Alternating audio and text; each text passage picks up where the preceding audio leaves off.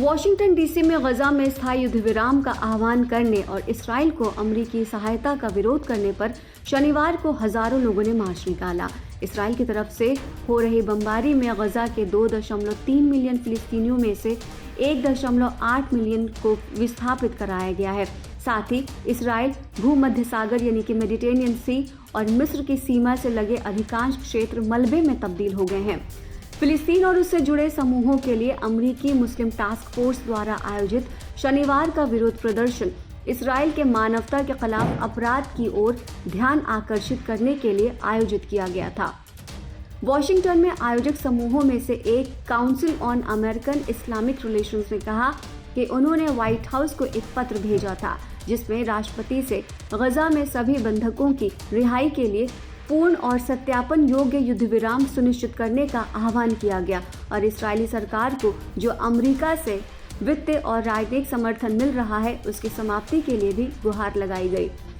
साथ ही पत्र में इस्राएली अधिकारियों को गजा नरसंहार के लिए जवाबदेह ठहराने और फिलिस्तीन पर इस्राएली कब्जे को समाप्त करके न्याय संगत और स्थायी शांति के लिए बातचीत शुरू करने का भी आह्वान किया गया है। वॉशिंगटन में हमास के हमले के बाद शुरू हुए मौजूदा इस्राएली हमले के बाद से अमेरिकी राजधानी में ये दूसरी रैली है। गौरतलब है कि बतौर गजा स्वास्थ्य मंत्रालय इस्राएली कार्रवाई में कम से कम 23,708 फिलिस्तीनी मारे जा चुके हैं और 60,000 से ज़्यादा घायल हैं, जिनमें अधिकांश नागरिक हैं। इस सप्ताह की शुरुआत में दक्षिण अफ्रीका ने अंतर्राष्ट्रीय न्यायालय में लाए गए एक मामले में इसराइल पर नरसंहार का आरोप लगाते हुए कहा कि इसराइल की धुर दक्षिणपंथी सरकार गजा में फिलिस्तीनियों को नष्ट करने पर आमादा थी और उनके भौतिक विनाश के लिए तैयार की गई स्थितियां पैदा कर रही थी।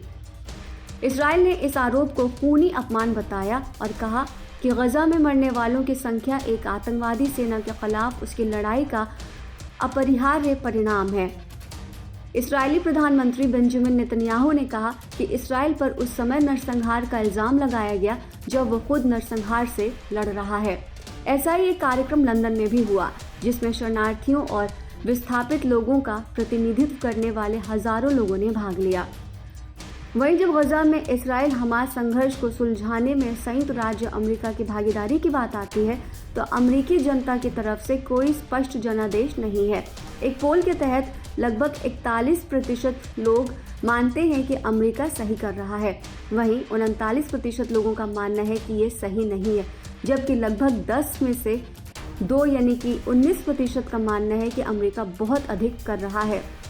40% रिपब्लिकन और डेमोक्रेट समान रूप से सोचते हैं कि अमेरिका संघर्ष को हल करने के लिए पर्याप्त प्रयास नहीं कर रहा है, लेकिन 33% रिपब्लिकन की तुलना में 48% डेमोक्रेट कहते हैं कि अमेरिकी भागीदारी लगभग सही है।